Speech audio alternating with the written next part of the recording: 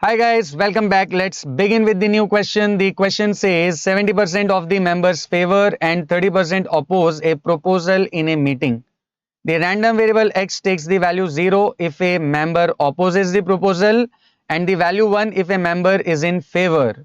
Find e of x and variance of x. बहुत ही आसान सवाल है, तो without wasting any time, let's begin with the solution.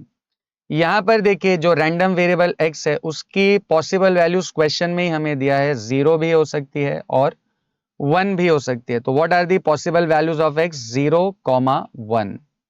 अब हमें क्या फाइंड करना है? e of x and variance of x.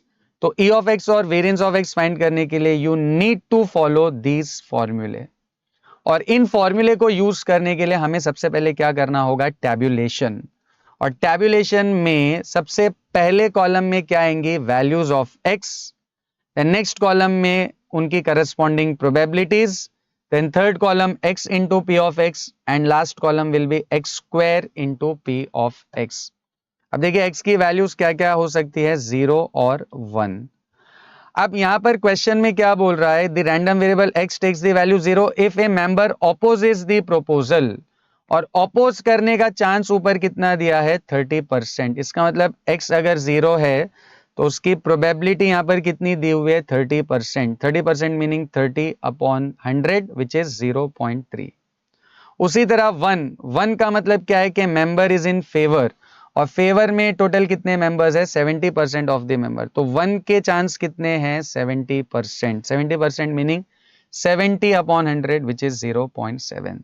तो क्वेश्चन में हमें x की वैल्यूज दी हुए 0 और 1, और उनकी करस्पॉन्डिंग प्रोबेबिलिटीज भी दी हुए 0.3 और 0.7.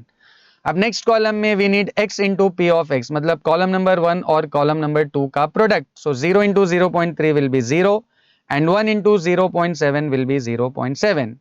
And similarly x square into P of x find करने के लिए हम क्या करेंगे? कॉलम नंबर 1 को मल्टीप्लाई करेंगे कॉलम नंबर 3 के साथ. Correct. x into x P x, तो ये x और x मिलके हो जाएंगे x square into P of x. तो 0 into 0 will be 0 and 1 into 0.7 will be 0.7. I repeat one more time. Column number 3 जो है वो कॉलम नंबर 1 और 2 का प्रोडक्ट है, and column number 4 is product of column number 1 and column number 3. अब हमें क्या करना है? इन दोनों कॉलम्स का टोटल फाइंड करना है. तो थर्ड कॉलम का जो टोटल है that will be sum of x into P of x, और इन दोनों का टोटल हो जाएगा 0.7. और इसी तरह कॉलम नंबर 4 का total will be sum of x square into P of x which is also 0.7. अब टैब्यूलेशन कंप्लीट करने के बाद एक एक करके हमें इन तीन फॉर्मूले को यूज करना है. तो सबसे पहला फॉर्मूला है e ऑफ x का. What is e of x? It is sum of x into P of x, and sum of x into P of x हमने ऑलरेडी फाइंड किया हुआ है 0.7. तो e ऑफ x की value तो हमें मिल गई है 0.7. Next we'll find e of x square. So e of x square will be sum of x square into p of x, and sum of x square into p of x में हमने calculate किया हुआ है 0.7. और finally variance of x is e of x square minus e of x the whole square. अब देखिए e of x square की value है 0.7 and minus e of x की वैल्यू भी 0.7 ही है, तो ये हो जाएगा 0.7 का स्क्वायर. तो इट विल बी 0.7 माइनस 0.7 का स्क्वायर हो जाएगा 0.49. अगर हम इन दोनों को सब्ट्रैक्ट करें तो ये टोटल आ जाएगा 0.21. So the expected value of x or e of x is 0.7 and variance of x is 0.21.